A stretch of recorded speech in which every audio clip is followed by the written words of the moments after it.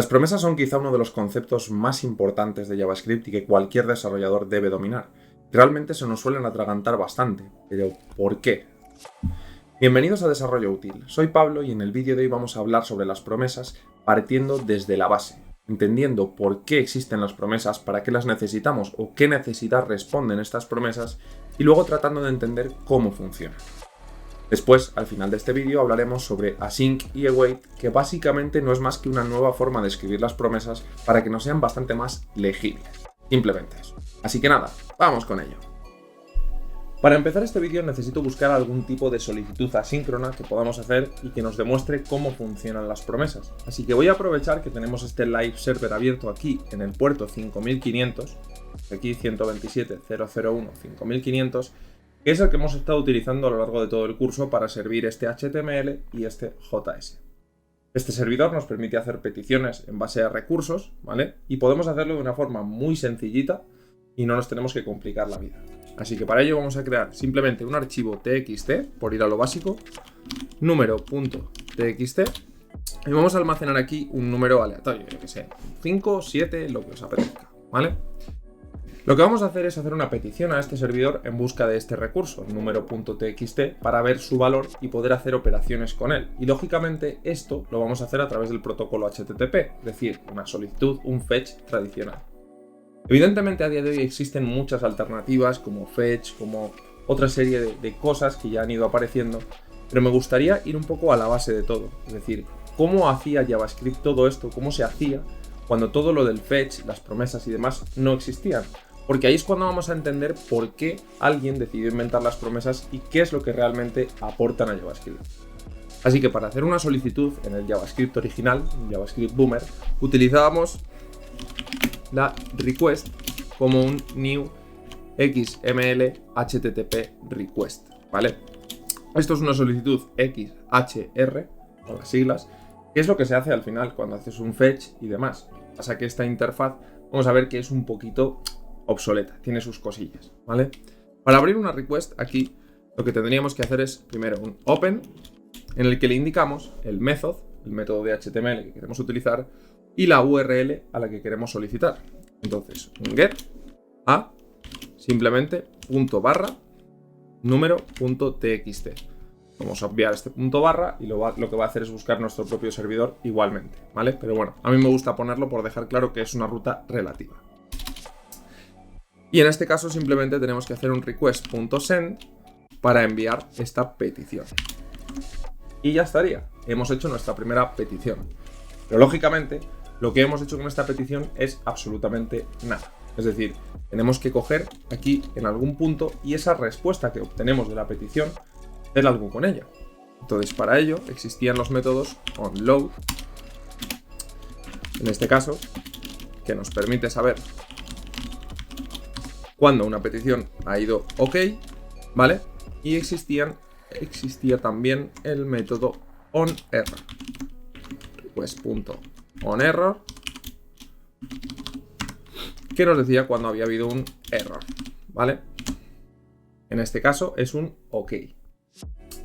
Y aquí, una vez que tenemos el request.onload, tenemos una serie de propiedades en el request que ya se han cargado, ¿vale? Como es el response text o el status code.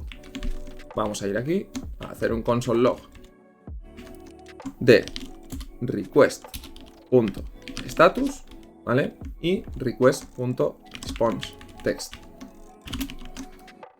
En este caso nos da un status de 200, que si recordáis en HTTP un 200 significa un OK, ¿vale? Y nos devuelve un 5, que es exactamente el contenido que tenemos aquí en este archivo. Lo hago con texto porque al final no quiero complicarme con JSON ni con otro tipo de archivos, que al final lo que queremos ver aquí es el asincronismo, eso es lo realmente importante en este vídeo.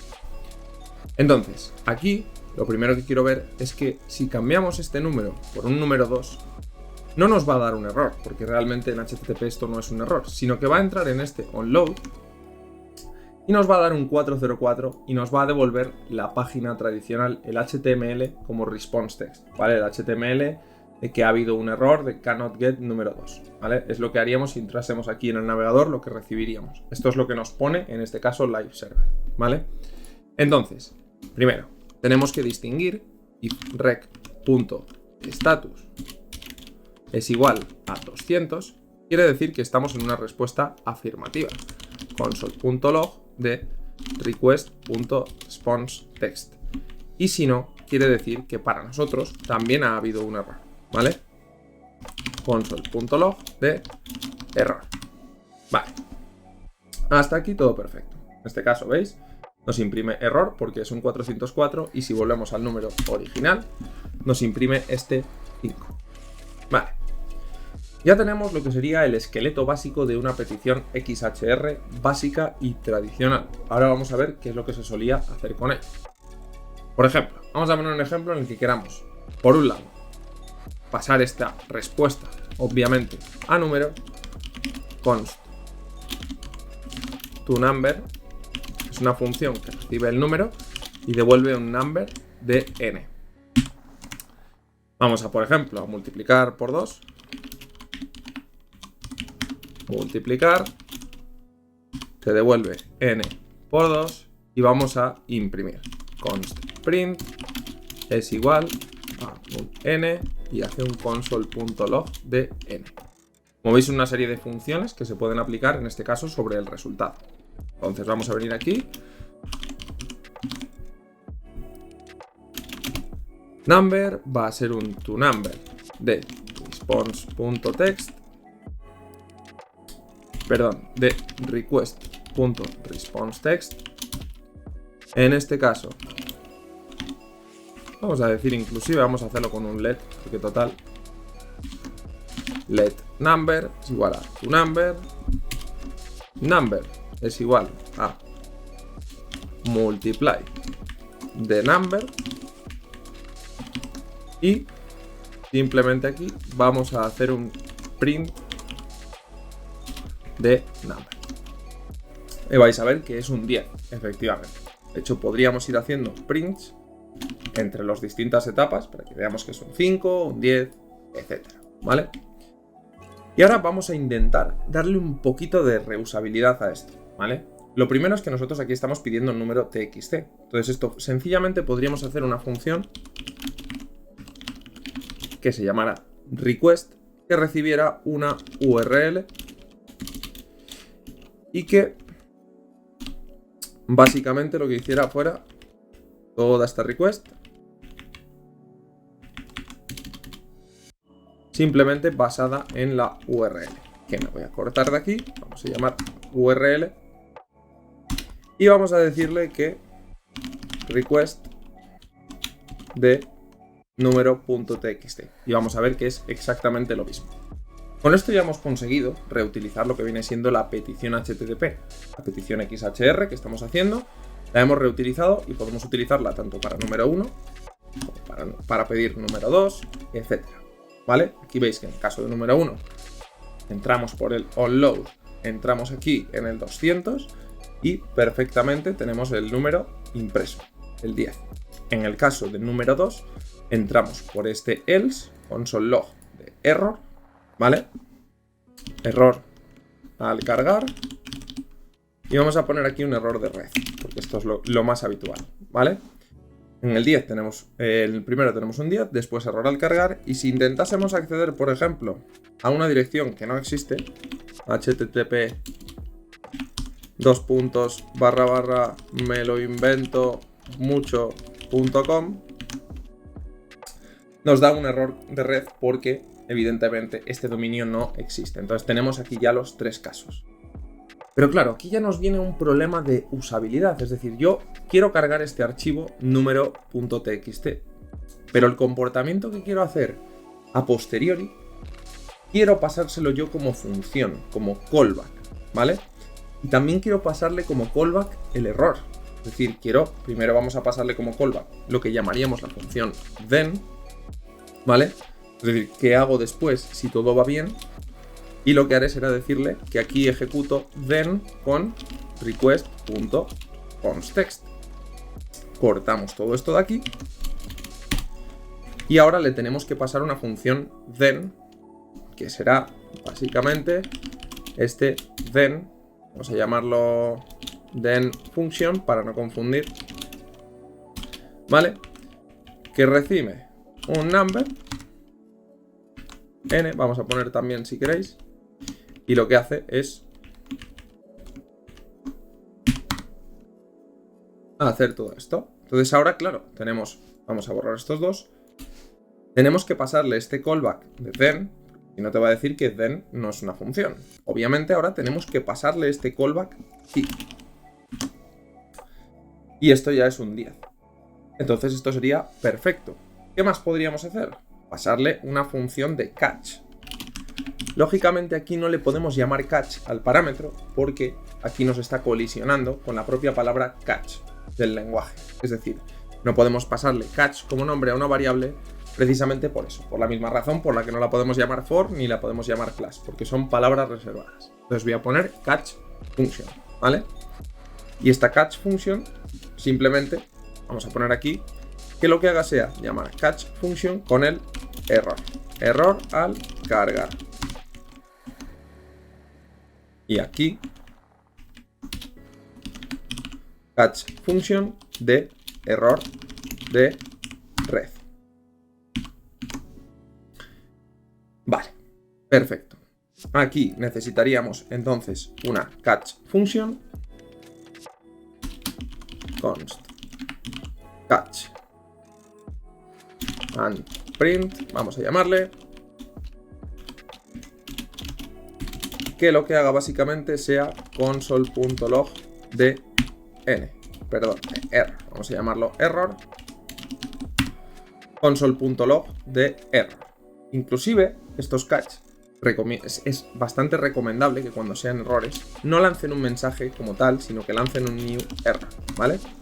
O sea, estas llamadas se llaman con un error por semántica y porque tiene bastante más sentido. Y aquí lo que hacemos es básicamente loguear el error. Entonces le pasamos aquí catch and print y lo tendríamos perfecto. Entonces si generamos un error ahora, error al cargar en el HTTP request onLoad. Sin embargo, si llamamos, como hemos dicho, a http://meloinvento.com/a.txt, nos va a dar un timeout y efectivamente es un error de red. ¿Vale? Volvemos otra vez al principio, _número.txt y ya lo tendríamos.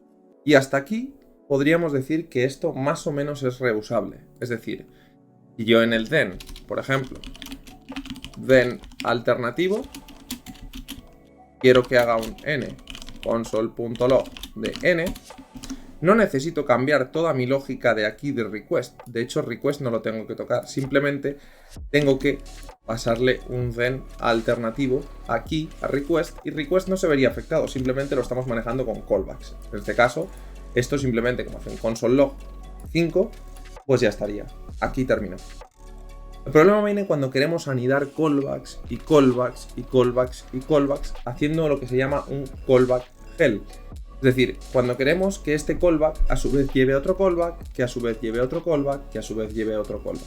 Es un poco el ejemplo que expliqué en el vídeo anterior, el callback hell, que si no lo has visto te lo dejo por aquí en las tarjetas y que no voy a repetir aquí porque si no ya es que se nos va demasiado el tiempo, ¿vale? Entonces, al final, esto generaba bastantes problemas, el tener que hacer todo esto con callbacks así, tener que ver todo, pues, de una manera tan, no sé, custom, como quien dice. Cada uno lo hacía a su manera, no acabábamos de ponernos de acuerdo con lo que viene siendo el estándar, hacerlo todos de una misma forma. Unos le llamaban then, otros le llamaban catch, otros llamaban callback, otros siguiente, otros error lo ponían antes que then. Entonces aquí había gente que hacía esto así, lo ponía aquí. Total, que esto terminaba siendo un lío de 3 pares de narices. Entonces, vamos a dejarlo aquí, ahí estaría.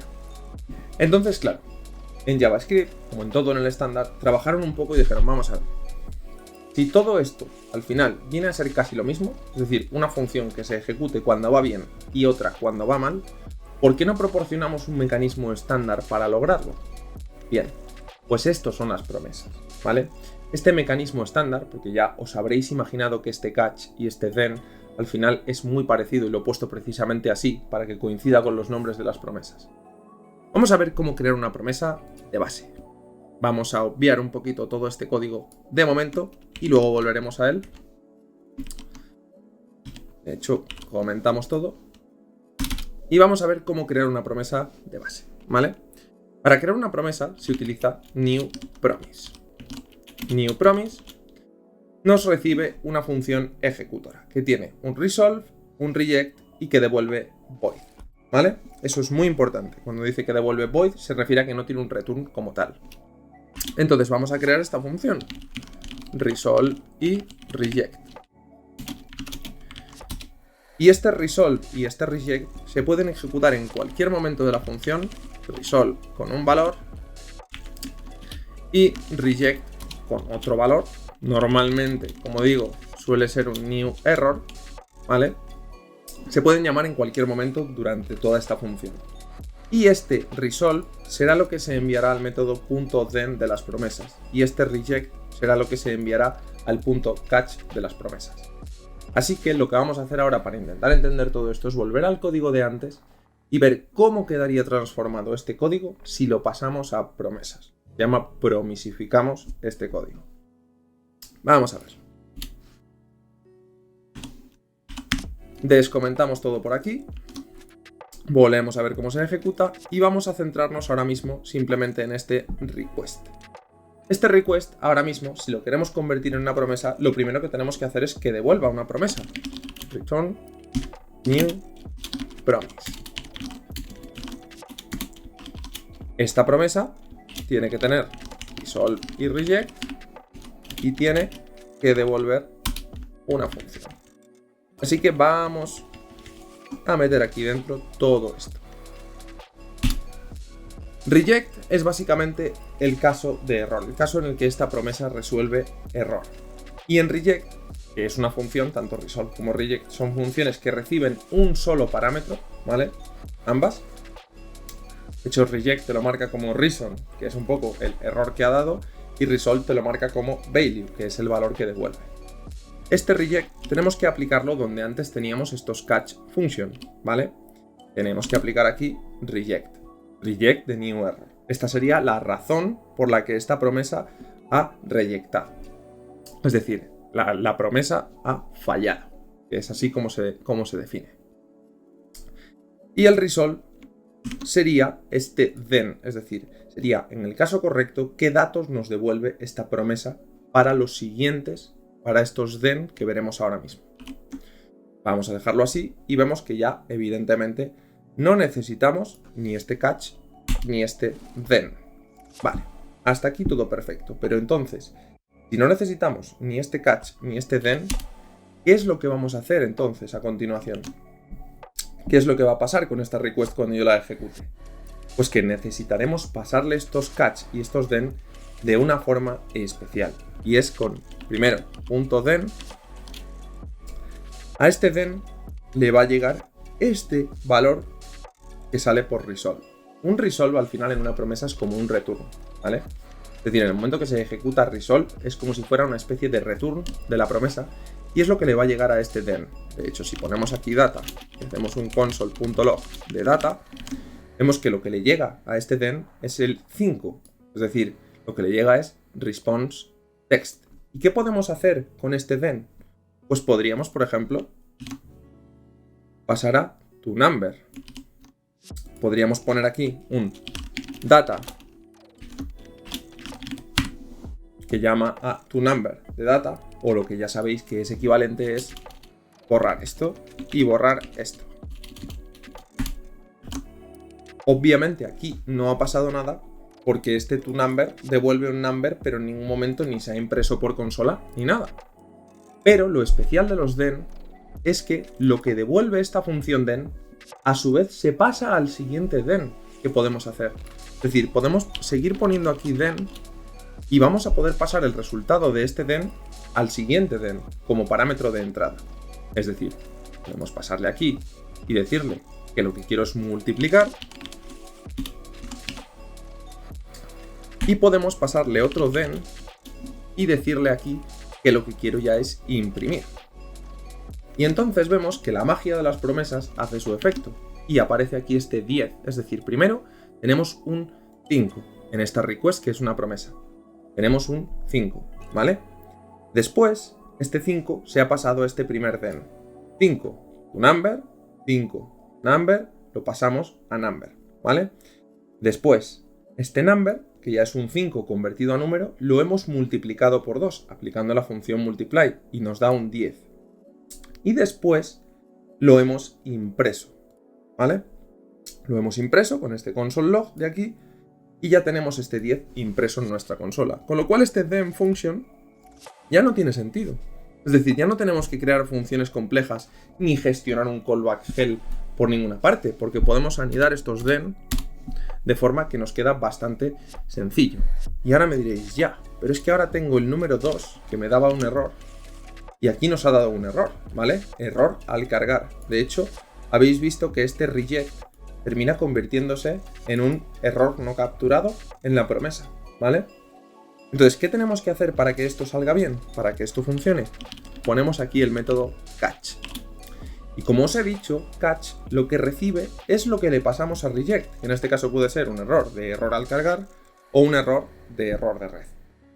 Entonces, en este catch podemos hacer cosas como catch and print, que al final es una función que captura este error. ¿Veis? Y lo imprime. Error al cargar. Este error de get, no os preocupéis, es un error que da siempre en la consola cuando intentas hacer una petición fallida. O sea, esto no tiene nada que ver con nuestro código, sino que aparece aquí por la propia network, ¿vale? Cuando nosotros nos vamos aquí a network y vemos que hay una petición fallida, ¿vale? Que en este caso es la de número 2, pues nos da un error. Pero bueno, eso no lo podemos evitar. Quiero decir que esto no está provocado por nada de nuestro código, sino que simplemente es un comportamiento estándar del navegador. Y veis que al final ya hemos conseguido hacer algo súper sencillo de algo que parecía bastante más complicado. Y además sabemos que estos then y estos catch podemos seguir anidándolos tantas veces como queramos. Es decir, si yo ahora en vez de querer multiplicarlo por 2, lo quiero multiplicar por 4, por 8 o por 16, puedo empezar a meter más multiplies aquí. Vamos a poner el número bien, para que nos dé efectivamente bien. Y veis que lo tengo en un 80. Puedo seguir metiendo multiplies y que me queden 160. E incluso podría intentar imprimirlo 2 veces. Pero, ¿qué es lo que va a pasar aquí? Undefined. ¿Por qué este undefined? Esto es muy importante entenderlo, ¿vale? Esta request da un resultado. Este resultado es lo que se le pasa al primer then. El resultado del then es lo que se le pasa a multiply. El resultado de multiply se pasa al siguiente multiply, al siguiente multiply, al siguiente multiply y así sucesivamente. Y aquí hacemos un print que nos da este 160. Pero claro, este print, ¿qué es lo que devuelve? Console log de n. Y console log devuelve undefined. Con lo cual, si metemos otro then debajo, lo que estamos haciendo es básicamente mandar un undefined al siguiente then. Por eso n es undefined e imprimimos undefined. Vamos a ver que esto es verdad simplemente haciendo un return de n. Punto y coma, perdón. Y un return de n. Y vemos que aquí sí ha impreso 160 2 veces, ¿vale? Vamos a poner un return de n más 1 para que veáis que imprime 160 y 161. Con lo cual tened mucho cuidado con los then, porque todo lo que le pasemos a estos then básicamente es lo que va a llegar al siguiente y al siguiente y al siguiente. Normalmente, el comportamiento estándar de una promesa es que el último then ya no es necesario que retorne nada, ¿vale? Porque el último then, una vez que ya ha retornado, este print normalmente suele ser el then final, ¿vale? Ya no es necesario que haga nada porque suele ser una función void, que es donde termina esta promesa, ¿vale? Muy sencillito. Entonces aquí, fácilmente, podríamos cambiar el then por un then alternativo, por ejemplo, then alt. Y ya simplemente aquí tendríamos un 5 en el then alternativo y esto ya no tendría sentido. Nan, nan, nan, nan, nan e imprimimos nan. Y hasta aquí todo sobre los then. De hecho voy a borrar este then alternativo porque básicamente es como el mismo print. Pues tampoco tiene mucho sentido. Pero claro, durante la ejecución de todos estos then es posible que sucedan errores. Y ya hemos visto que se capturan aquí en este catch. Pero quiero que veáis un poco más en profundidad lo que es este catch, ¿vale? Así que vamos a convertir esta función, vamos a ponerle aquí un return de n por 2, perdón, y si n es mayor que 10, vamos a poner que dé un error. Throw new error.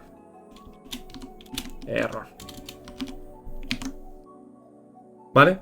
Entonces ya estamos viendo aquí que lo que vamos a hacer es imprimir. De hecho, vamos a hacer aquí un console.log de multiply de n. Venimos aquí, multiplicamos, hacemos el toNumber primero, pasamos a 5. ¿N es mayor que 10? No. Entonces imprimimos este n mayor que 10 no da error, devolvemos 10. Llegamos al siguiente multiply, imprimimos 10. ¿10 es mayor que 10? No, es exactamente igual. Entonces devolvemos 20 y vamos al siguiente multiply. En ese punto n es 20, imprimimos 20. N es mayor que 10 si lanzamos un error. Y aquí se para la cadena de then, ¿vale? Veis que este multiply y este print no se llegan a ejecutar nunca. Entonces, ¿qué es lo que hacemos cuando encontramos un error en un then? Saltamos al catch. Es decir, este catch no es solo para el request, sino que vale para cualquiera de los then, ¿vale? Y podemos poner más de un catch. Pues vamos a ver qué es lo que pasaría. Obviamente tengo que quitar el punto y coma aquí, porque si no lo interpreta como un final de línea. Y vemos que en cualquier momento este catch llega, se ejecuta y no hace absolutamente nada más. Es decir, este catch no funciona como los .then. ¿Y qué complicaciones podemos tener con los catch entonces? ¿Qué tiene de raro? ¿Por qué se pueden poner dos? Porque en este caso, ¿vale? En este caso, lo que podemos hacer con ese catch es capturar y devolver un valor. Y que entonces el siguiente then se ejecute con ese valor. Ojo, cuidado con esto. Estamos en el 5, en el 10, en el 20. En este ha dado error, ¿verdad? Vale. Vamos a poner un catch aquí debajo. Catch and print. Y vamos a ver qué es lo que sucede. 5, 10, 20, catch and print, ¿vale? Y luego sigue haciendo multiply de undefined. ¿Por qué? Porque este catch no ha devuelto nada. Entonces este catch captura el error, hace un comportamiento y permite que sigan el resto de then. Entonces hay que tener cuidado con eso. Vamos a poner que en este catch and print no solo devolvemos error, ¿vale? Sino que además no solo hacemos el console log, sino que devolvemos un 1. ¿Veis que aquí ha llegado a este multiply de 1, 2 y ha hecho print de 4? Es decir, lo que devuelva este catch es lo que se le pasa también otra vez al siguiente then. Esto nos sirve, por ejemplo, para cuando tenemos un problema de, yo qué sé, esto es igual a 0, entonces quiero que hagas no sé qué, ¿vale? Entonces hay que tener mucho cuidado porque estos catch no se van a ejecutar en serie, pero cuando se captura un error, se sigue la cadena de then. Es decir, no paramos la ejecución como en un catch y nos salimos de la ejecución. No. Si ponemos then por debajo de este catch, todo lo que vaya hacia abajo se va a seguir ejecutando. Y si aquí da un error, ¿vale? Si aquí da un error y salta este catch y ponemos aquí otro then, se va a ejecutar ese otro then. Entonces hay que tener mucho cuidado y vigilar muy bien el flujo de ejecución de estos then y estos catch.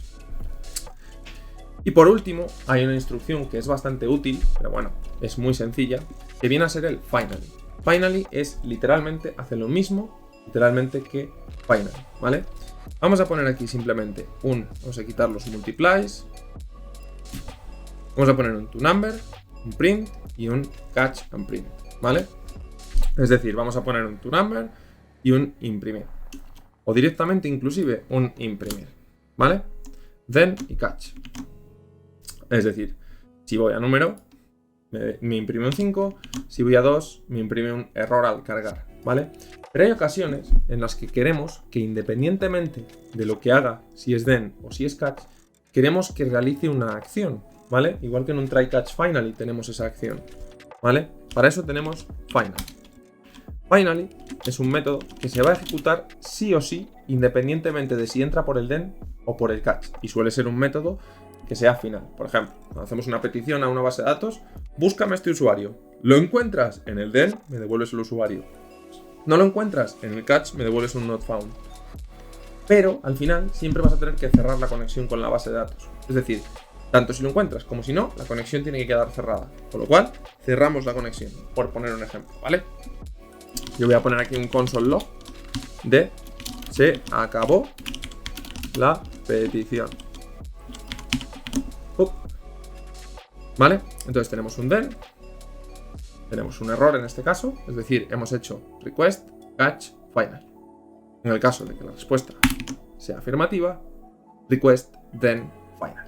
Es decir, se ejecuta sí o sí siempre, ¿vale? Es decir, un finally es una cosa que se ejecuta siempre. Inclusive, este finally lo podemos poner aquí, si borramos el punto y coma, y vamos a ver que cuando ejecutemos un error, se ejecuta primero el finally y luego el catch. Es decir, finally es una sentencia que se va a ejecutar sí o sí siempre. Podemos poner tantos finally como queramos, evidentemente, ¿vale? Y no habría ningún tipo de problemas.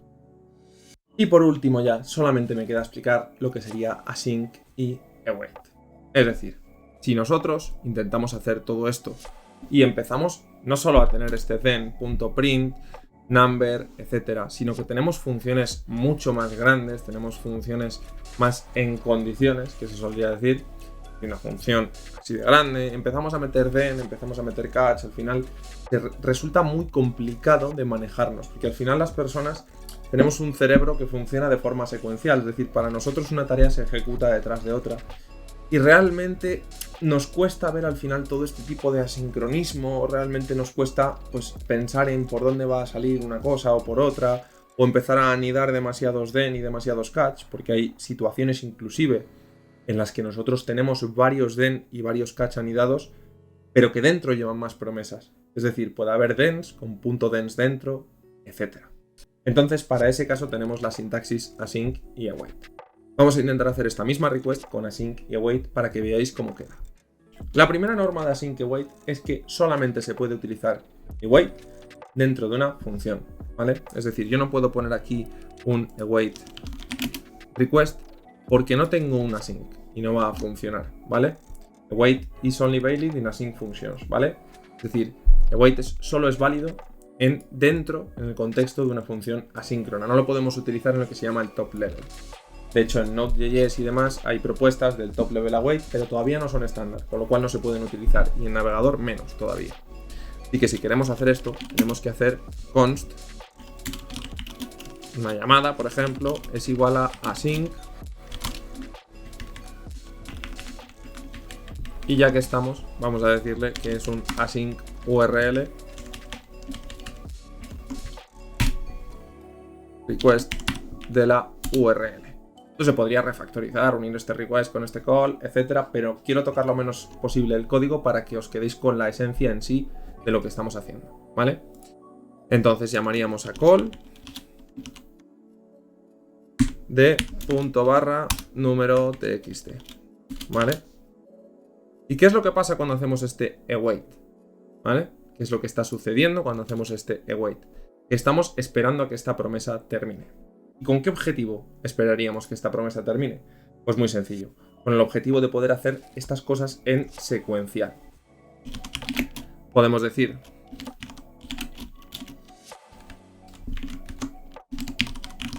response es igual a await request de URL. Y como incluimos este await, ¿vale?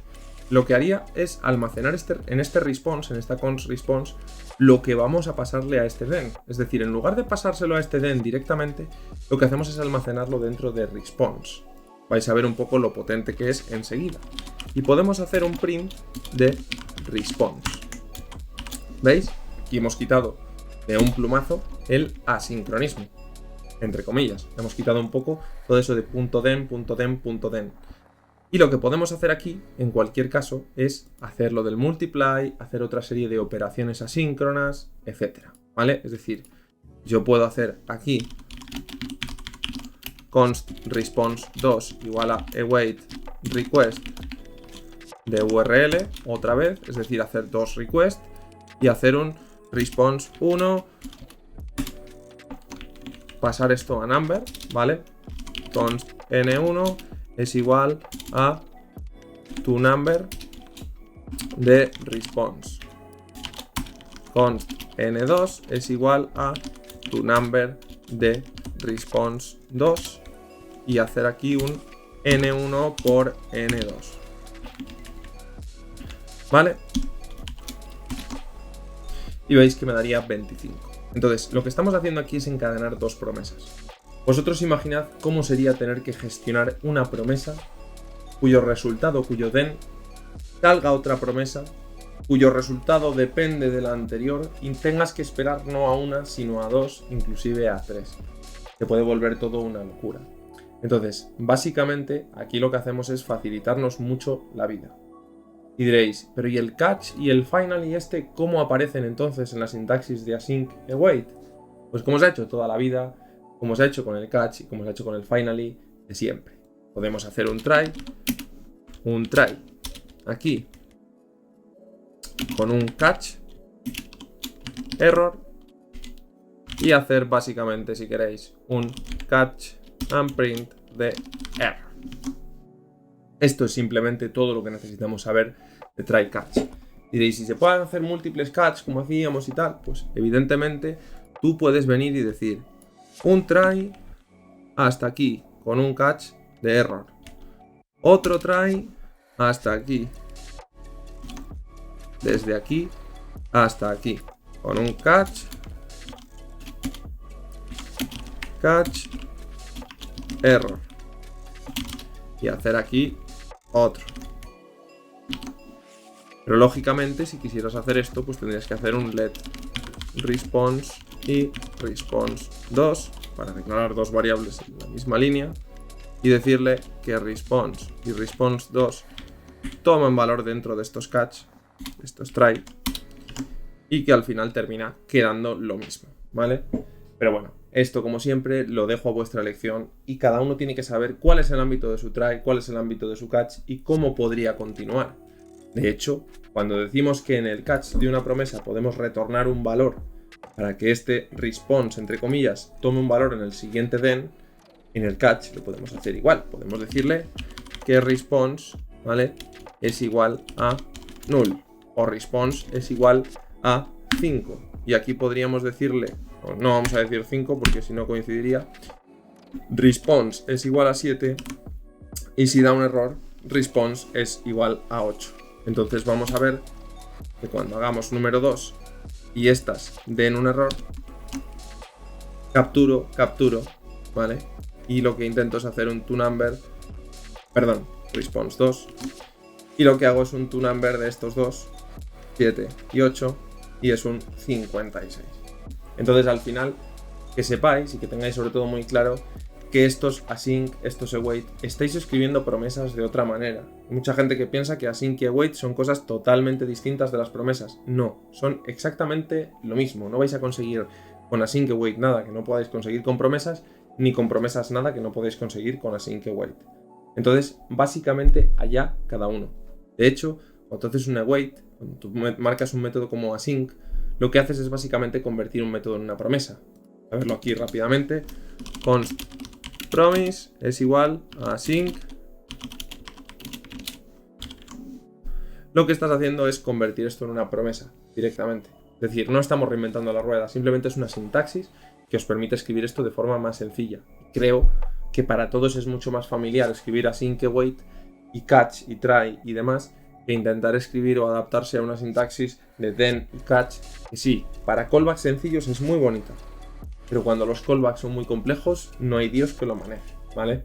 Cuando empezamos a anidar una promesa que depende del resultado de otra promesa que depende del resultado de la otra, eso se vuelve infumable.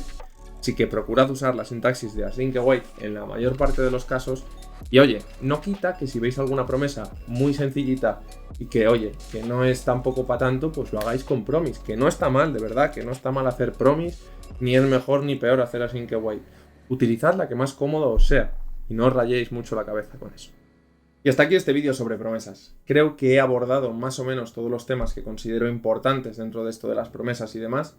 Que obviamente las promesas son algo que cuesta entender, que hay que practicar mucho, no os va a salir a la primera, ni por ver cómo se hace un async await sencillo en 5 minutos vais a aprender a hacer un async await. Así que dadle mucha caña y cualquier duda que tengáis aquí abajo en los comentarios o en cualquier directo de Twitch. Como siempre os dejamos por aquí nuestras redes sociales y os agradecería muchísimo que me dejaseis vuestro like para seguir haciendo contenido. Nos vemos en los próximos.